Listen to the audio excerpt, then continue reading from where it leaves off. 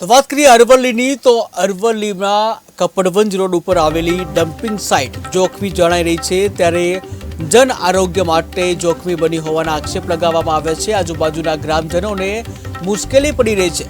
ગ્રામજનો ગંભીર બીમારીઓનો ભોગ બની રહ્યા છે, ત્યારે બાયડ નગરપાલિકાનો કચરો અન્યત્ર ખસેડવાની માંગ કરવામાં આવી છે। તંત્રને રજૂઆતો કરવા છતાં કોઈ નિકાલ કરવામાં આવ્યો નથી। તો મહત્વના સમાચાર સામે આવી રહ્યા છે કે જ્યાં કપડવંજ રોડ પર આવેલી ડમ્પિંગ સાઇટ જોખમી સાબિત થઈ રહી છે, જન આરોગ્ય માટે જોખમી બની રહી હોવાના આક્ષેપ કરવામાં આવ્યા છે।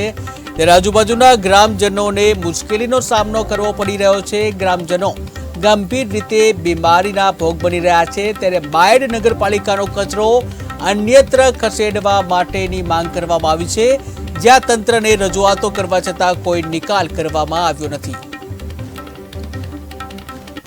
અરજણવાવની તદ્દન નજીક બાયડના ઘન કચરાના નિકાલ માટેની એક ડમ્પિંગ સાઇટ બનાવવામાં આવેલ છે, જે બાયડથી લગભગ 3 કિલોમીટર દૂર અને 2 નદીને ક્રોસ કરી અને બનાવવામાં આવેલ છે।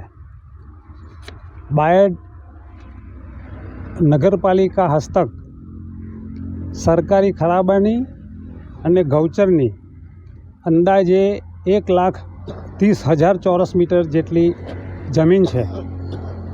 તેમ છતાં અરજણવાવ પેટાપરા પાસે ખરાબાની જમીનમાંથી 6400 ચોરસ મીટર જેવી જમીન ડમ્પિંગ સાઇટ માટે અંદાજે 12 વર્ષ પહેલાં ફાળવવામાં આવેલ છે। જ્યારથી જમીન ફાળવવામાં આવી ત્યારથી આ ડમ્પિંગ સાઇટ ઉપર બાયડથી તમામ પ્રકારનો કચરો, પ્લાસ્ટિક વેસ્ટ, દવાખાનાઓનો મેડિકલ વેસ્ટ તથા અન્ય કચરો જેવો કે બિલ્ડર હોય તો એને જે કંઈ વેસ્ટ પડતો હોય, પથ્થરના ટાઇલ્સના ટુકડા આ તે, પછી વનસ્પતિના કાપેલા ડાળા હોય, વેસ્ટ હોય, એ બધું જ આ સાઇટ ઉપર નાખવામાં આવે છે અને એને પછી સમયાંતરે આ લોકો દ્વારા સળગાવવામાં આવે છે। સળગાવવાનું કામ લગભગ નગરપાલિકાના માણસો દ્વારા કરાવવામાં આવે છે। છેલ્લા કેટલાય સમયથી પોલ્યુશનનો આ પ્રશ્ન છે। અમારા ગામની અંદર કેન્સરના બી 2-3 દર્દી છે। લોકસભાના ઇલેક્શન વખતે અમારા સમસ્ત ગ્રામજનોએ ચૂંટણી બહિષ્કાર કર્યો હતો, ત્યારે સરકારશ્રી દ્વારા અમને બોયધરી આપવામાં આવી હતી। અમે MLA સાહેબ હતા, ધવલસિંહ ઝાલા સાહેબ, તાલુકા પ્રમુખ શ્રી માનસીભાઈ હતા, નગરપાલિકાના સભ્યો પ્રમુખશ્રી હતા, બધા એવી બોયધરી આપી હતી।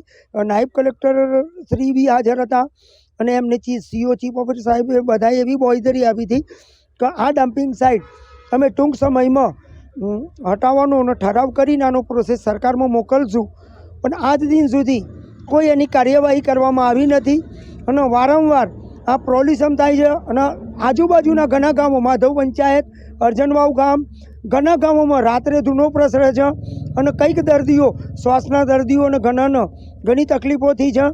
અને આ જો આવું ને આવું ચાલશે તો અમે સમસ્ત ગ્રામજનો ભૂખ હડતાલ ઉપર અને 7 કે 10 દિવસની અંદર ભૂખ હડતાલ કરશે અને રોડ રસ્તા રોકો